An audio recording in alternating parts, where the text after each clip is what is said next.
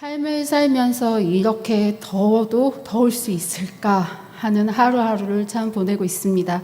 이렇게 더운 날 주님을 기억하고 아침부터 지금까지 하나님을 예배하신 우리 유치 2부 모든 가족들과 찬양대 그리고 변함없이 교회 여러 처소에서 성김과 본사로 헌신하신 모든 분들을 통해서 하나님이 우리 교회를 든든하게 세워주실 줄 믿습니다. 이 시간 우리를 인도하신 하나님께서 우리 모두에게 시원한 은혜를 허락해 주시기를 간절히 소망합니다. 최근 몇 년간 독보적인 인기를 끌며 국민 MC라고 불리는 연예인이 있습니다. 혹시 지금 떠오르는 한 분이 있나요? 네, 누굴까요? 네, 말씀하신 대로 바로 개그맨 유재석입니다. 사람들은 그를 예능의 1인자라고 부르지요. 사람들은 주저없이 그를 1인자라고 불리우게 된 그 계기가 있는데요. 그 계기가 그 혼자서 만들어낸 것은 아닙니다. 그와 함께 했던 한 동료의 도움이 있었기 때문인데요. 그 사람이 바로 개그맨 박명수입니다. 지금은 잠시 이제 종영을 했는데 무한도전이라는 프로그램에서 박명수 씨는 자기 중심적으로 방송을 하는 모습을 보이지만 1인자의 자리는 넘보지 않고 악동 같은 행동을 하면서 오히려 유재석을 더 훌륭한 모습으로 포장을 해줍니다. 그래서 사람들은 박명수를 2인자라고 불리우지요. 오늘 본문에서도 여러분 잘 아시는 2인자가 나옵니다. 그 주인공은 세례 요한인데요. 당시 그는 매우 사람들에게 인정을 받았던 선생님이었습니다. 세례 요한은 사람들에게 천국 복음을 전하며 세례를 베풀었고 그의 가르침을 듣기 위해 많은 사람들이 그에게 나와 그를 찾아왔습니다. 몇몇 사람들은 세례 요한의 권위 있는 가르침과 그의 힘을 발판 삼아서 새로운 일들을 도모하려고 합니다. 그래서 유대 지도자들이 이러한 세례 요한을 견제하고자 했지만 많은 사람들이 세례 요한을 따랐기 때문에 그를 어찌할 수 없었습니다. 그러나 세례 요한은 자신의 존재에 대해 정확하게 인식하고 있었습니다. 요한복음 1장 23절에 보면 그를 자신에 대해서 묻는 제사장들과 레위인들 앞에서 이사야의 말씀을 인용해서 이렇게 표현을 하고 있는데요. 주의 길을 곧게 하라고 광야에서 외치는 자의 소리로다. 그는 그리스도를 준비하는 자로서 이 땅에 태어났습니다. 그는 자신의 소명을 감당하기 위해 광야에 살며 그리스도를 전해야 했고 때때로 복음을 전한다는 이유로 많은 사람들의 공격을 받아야만 했습니다. 어쩌면 자신에게 밀려오는 이 많은 사람들을 보며 자신에게 다가오는 고난 앞에서 지금까지의 모든 자신의 삶을 이 광야에다 내려놓고 새롭게 시작하면 어떨까 이런 생각을 했을지도 모릅니다.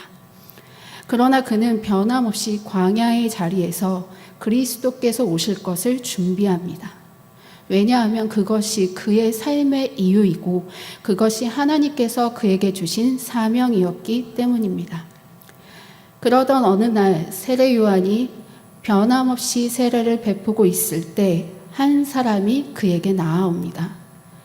세례 요한은 그 자리에서 그분이 누구인지 정확하게 알 수 있었습니다. 왜냐하면 그가 평생을 기다려왔던 예수님이기 때문입니다. 예수님을 보자마자 하나님의 약속이 그를 통해 이루어졌음을 그가 깨닫고 세례 요한은 마음이 벅차 오릅니다. 예수님을 만남 이후 세례 요한은 예수님의 존재에 대해서 사람들에게 더 확신하며 증언하기 시작합니다. 그래서 그는 그제도, 어제도, 그리고 오늘도 예수님에 대해서 확실하게 전합니다. 오늘 본문에서 세례 요한은 그의 제자 2명과 함께 길가에 서 있습니다. 그때 예수님께서 그들의 앞을 지나가십니다. 그는 그들 앞에 지나가시는 예수님을 보고 오늘도 어김없이 예수님에 대해서 증언합니다. 오늘 본문 36절에 이 내용이 나오는데요. 우리 함께 읽어보겠습니다. 요한복음 1장 36절입니다. 시작. 예수님께서 건의심을 보고 말하되 보라 하나님의 어린 양이로다. 아멘. 세례 요한은 연속 3일째 예수님에 대해 이야기합니다. 그는 예수님이 하나님께서 보내신 어린 양 그리스도임을 선포하는데요. 그런데 그 말을 들은 세례 요한의 두 제자가 갑자기 세례 요한을 버려두고 예수님을 따라가 버립니다. 세례 요한을 스승으로 따르며 매일 함께 하나님의 말씀을 공부했던 제자들이 세례 요한을 그 자리에 두고 말도 없이 예수님을 따라가 버린 것인데요. 이때 세례 요한은 황당하지 않았을까요? 조금 그 두 제자들에게 서운하지는 않았을까요? 우리는 삶을 살아가면서 맡은 일을 열심히 하고 그 일이 마무리되었을 때 보람을 느끼기도 하지만 때로는 허무감을 느낄 때가 있습니다. 일을 하는 과정 중에서 하나님께서 주신 은혜와 준비하심을 맛보다가 그 일이 훌륭하게 끝났음에도 불구하고 생각만큼 자신의 노력과 그 능력을 누군가에게 인정받지 못했을 때 마음 한구석이 휑합니다. 이러한 반응은 자신만이 그 일을 하고 있다고 믿었거나 자신의 의지대로 그 일들을 감당했을 때 나타나게 됩니다. 그래서 과정도 결과도 자신이 기대하는 모습으로 나와야 만족하는 것이지요. 성경 인물 중 그런 인물이 한 명 있었습니다. 바로 가인인데요. 우리 함께 창세기 4장 5절을 읽어보겠습니다. 창세기 4장 5절입니다. 시작. 가인과 그의 재물은 받지 아니하신지라 가인이 몹시 분하여 안색이 변하니. 아멘. 가인은 하나님께서 원하시는 방법이 아닌 자신의 원하는 방법으로 하나님께 예배드립니다. 그리고 하나님께서 그 예배를 받지 않으셨을 때 오히려 하나님께서 자신을 인정하지 않았다는 그 상황 때문에 마음에 분을 내며 정색합니다. 결국 가인은 그 분노를 이기지 못하고 동생인 아벨을 죽이고 하나님께서 벌어져 땅을 피하여 유리하는 자가 되고 말지요. 그러나 하나님께 모든 과정과 결과를 의지하며 사역한다면 어떤 상황이 다가오고 내가 원하는 결과가 나오지 않더라도 감사할 수 있습니다. 왜냐하면 그 일은 우리가 한 것이 아니라 하나님께서 하신 일이고 하나님께서 우리를 사랑하셔서 우리와 함께 행하셨기 때문입니다. 지금 세례 요한이 그랬습니다. 그가 자신의 제자들에게 예수님을 하나님의 어린 양이라고 선포한 것은 그들을 예수님께로 보내기 위한 일종의 사인과 같았습니다. 그는 이미 알고 있었습니다. 자신이 지금까지 이루어놓은 모든 것을 예수님을 위한 것이었고 예수님이 오셨을 때 그 모든 것이 다 예수님께로 갈 것을 말입니다.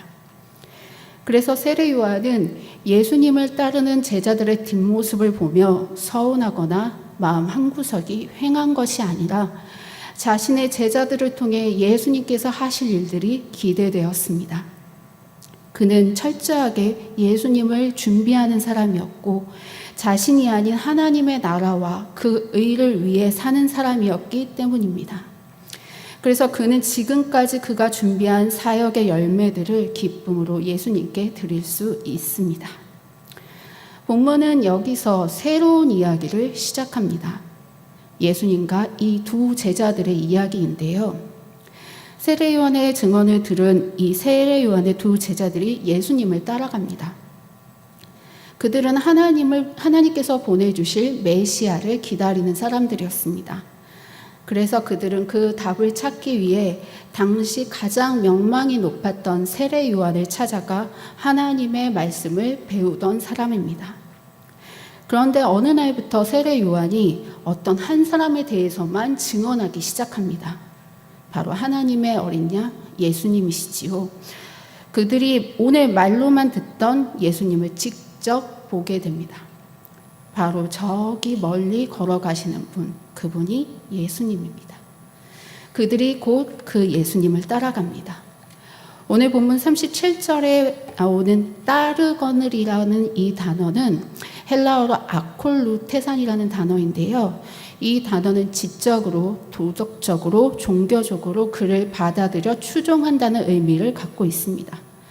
즉, 두 제자들이 예수님을 따른 것은 단순히 예수님을 만나기 위해서 예수님을 따라간 것이 아니라 세례 요한의 증언을 듣고 호기심에 그를 따른 것이 아니라 그들은 예수님의 제자가 되기 위해서 예수님의 뒤를 쫓아간 것입니다.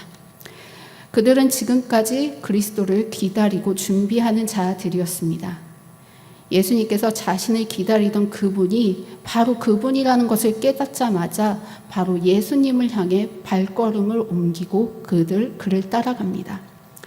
그러나 차마 그들이 먼저 예수님에게 말을 걸지 못하고 그냥 말없이 예수님의 뒤를 이렇게 쫓아가는 상황이 되었는데요.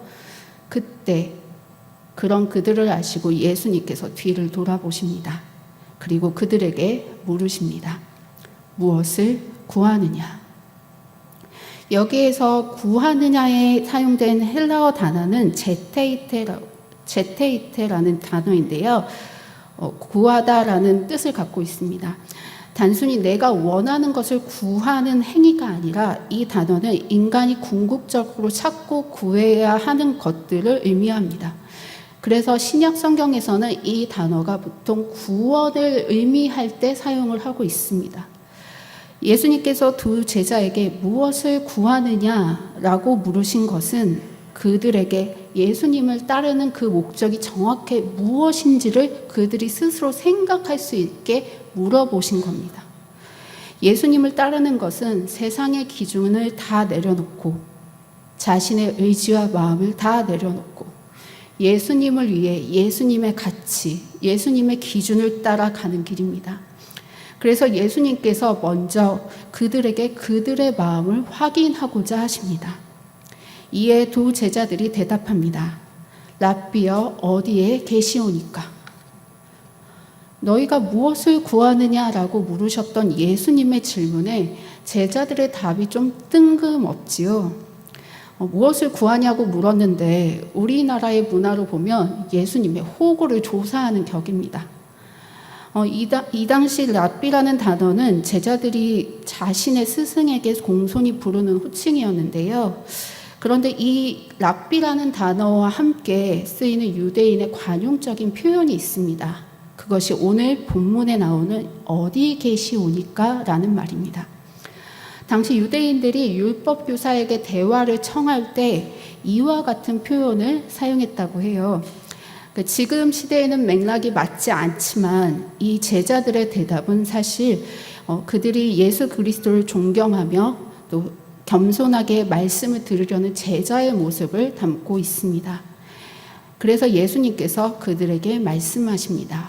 와 보라. 예수님께서 그들을 자신의 처소로 초대하십니다.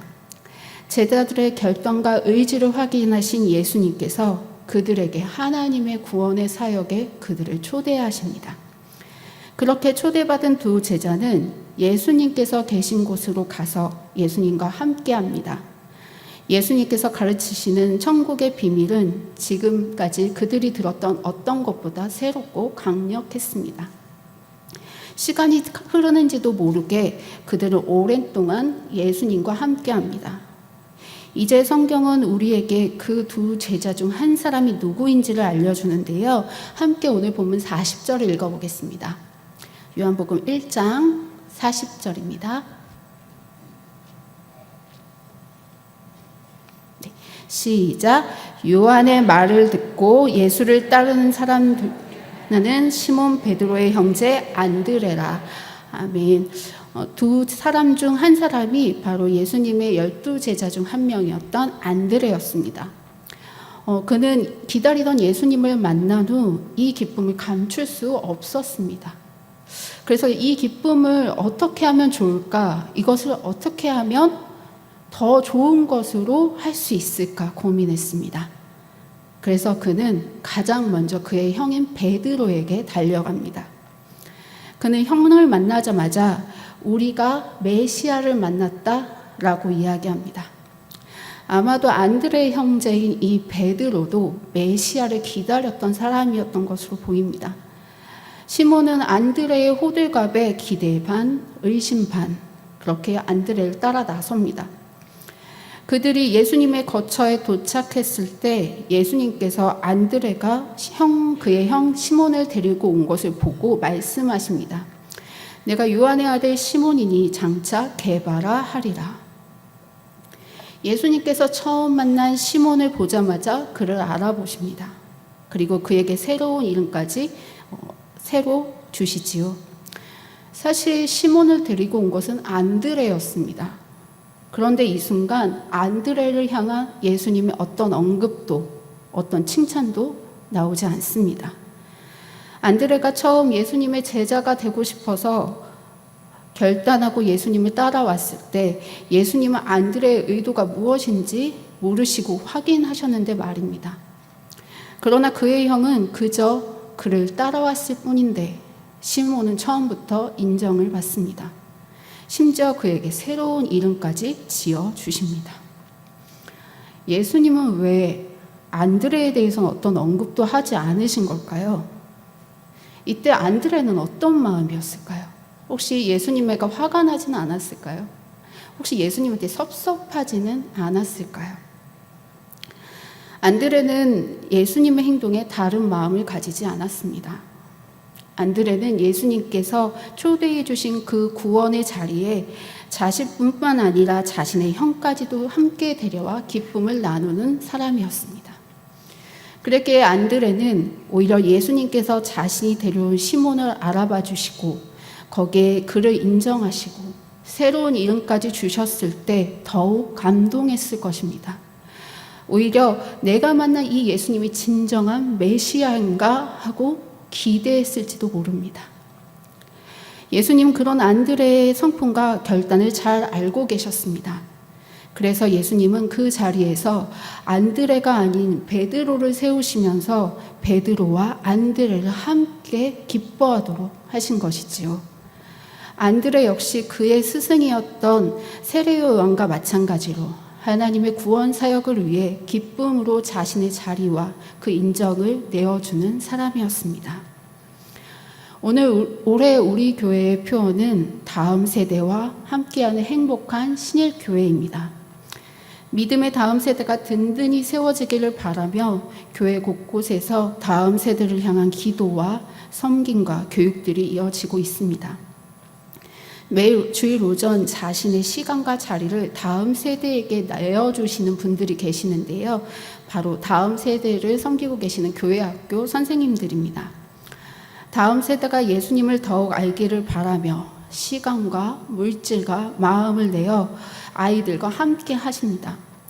사실 그 시간에 가족들을 돌볼 수도 있고 그 시간에 자신을 위한 믿음을 위한 시간으로 사용할 수도 있으며 또 그 시간에 휴식을 취할 수도 있고 그 시간에 본인이 원하는 취미나 여가 활동을 할 수도 있습니다. 그러나 교사들은 교회 학교 아이들이 하나님을 더 사랑하길 바라며 매주 주일 그 자리에서 교회 학교 아이들을 맞이하고 아이들과 함께 더 예배하며 아이들과 하나님의 나라를 꿈꿉니다.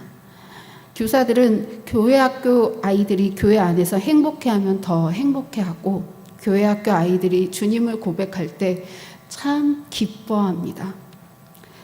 그저 교회 학교 아이들을 기뻐하는 그런 모습이 형 베드로와 예수님의 만남을 기뻐했던 안드레와 같이 말입니다. 또한 지난 3주 동안 우리 교회에서 마을과 함께하는 물놀이장을 진행했었는데요. 그 곳곳마다 보이는 곳, 보이지 않는 곳에서 많은 성도님들의 섬김들이 있었습니다. 약수동에 있는 아이들이 이 더운 날 행복한 또 안전한 물놀이를 하길 바라며 물에 들어가 아이들과 놀아주고 맛있는 음식을 만들고 물품을 준비하며 더운 날에도 힘들 수 있지만 교회 문턱을 넘어 교회 안에서 기뻐하고 즐거워하는 아이들을 보며 함께 즐거워하는 성도님들의 모습을 볼 수 있었습니다. 그저 하나님의 구원 사역을 위해 자신의 모든 것과 자신의 자리를 내어준 세례 요한과 같이 말입니다.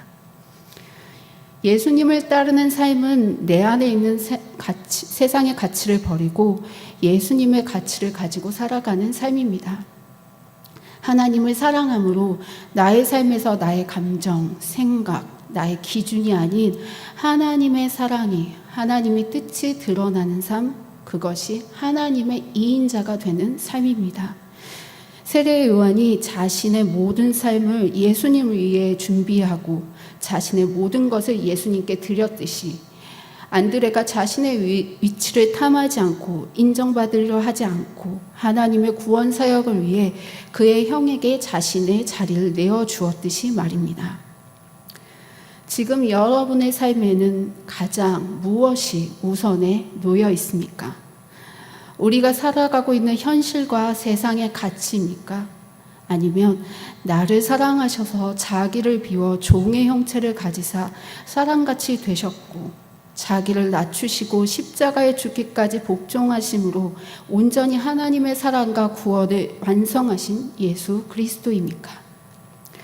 이 시간 빌립보서 2장 6절에서 11절을 함께 읽고 설교를 마치고자 합니다. 저하고 한 절씩 교독하실 때 이 말씀이 우리 마음 가운데 그리고 우리의 삶 속에 새겨지기를 소망합니다. 빌립보서 2장 6절에서 11절입니다.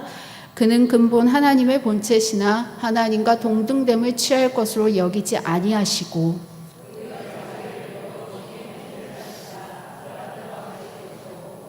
사람의 모양으로 나타나사 자기를 낮추시고 죽기까지 복종하셨으니 곧 십자가에 죽으심이라.